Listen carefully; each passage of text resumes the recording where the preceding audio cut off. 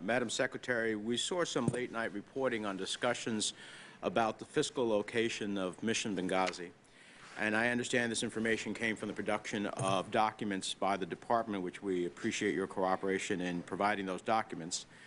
My understanding is that the location of Mission Benghazi was an ongoing one, and that the ultimate conclusion of Ambassador Stevens was that we needed to be in Benghazi, the cradle of the Libyan revolution, and that while he was continuously reviewing other location options, that it was his conclusion, as well as that of security personnel in the department, that the current mission site was the best choice, despite a higher price tag because it was more secure than returning to the hotel where there had been a bomb and bomb threats, or moving closer to the annex because it was closer to the road.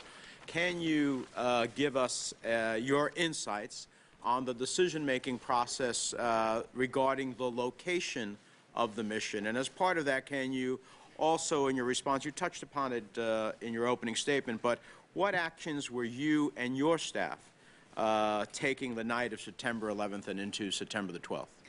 Well, first, you're right, Mr. Chairman, that there was an ongoing discussion. When Chris first landed in Benghazi, he stayed in a hotel along with other representatives of different nations. There were attacks in the vicinity, including in the parking lot of the hotel. The decision was made to move. The compound was selected as being a much better location in terms of security than the alternatives. But there was an ongoing discussion between Chris and others in the embassy in Tripoli, those going in and out of Benghazi, about how best to situate our post there. I did see some overnight reporting about a document. I'm not sure what it is, but I would observe that there were a lot of ongoing efforts because it was important that we were constantly asking what was the best place. As you said, in general, Chris was committed to not only being in Benghazi, but to the location. The professionals in Washington paid close attention to Chris's judgment based on his experience and his firsthand knowledge. And so we stayed. We continued to try to upgrade the facility that was attacked. Obviously, as the ARB has pointed out, there were inadequacies in the response, and those are the specific kinds of recommendations that we are currently implementing. Regarding what I was doing on September 11th, I was at the State Department all day and late into the night. During most of the day, prior to getting notice of the attack on our compound at Benghazi, we were very focused on our embassy in Cairo. That was under assault by a group of protesters. We were assessing the security of our embassy, which is, as those of you who have been there, certainly well defensed, but there were crowds that were intent upon trying to scale the wall, and we were in close communication with our team in Cairo. I was notified of the attack shortly after 4 p.m. Over the following hours, we were in continuous meetings and conversations, both within the department, with our team in Tripoli, with the interagency, and internationally.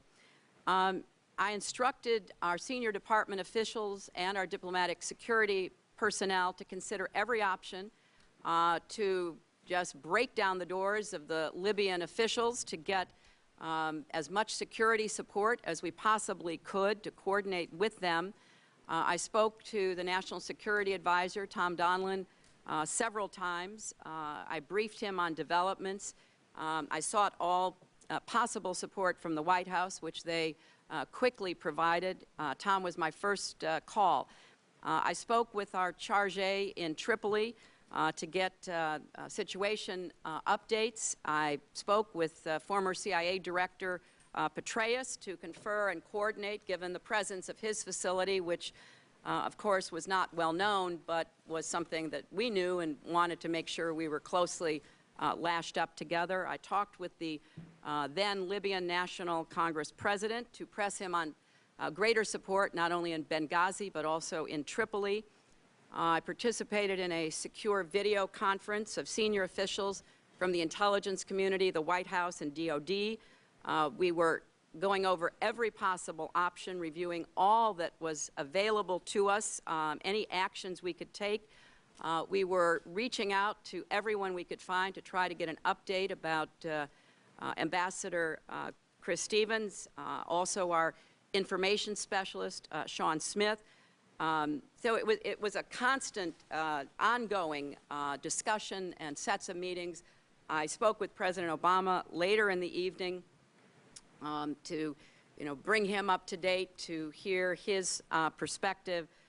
Obviously, we kept talking with everyone during the night.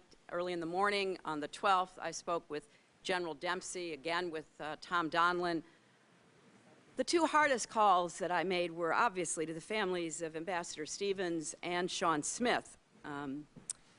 And they, I have to say, were extraordinary in their responses and their understanding of the pride we had in both men and gratitude we had for their service.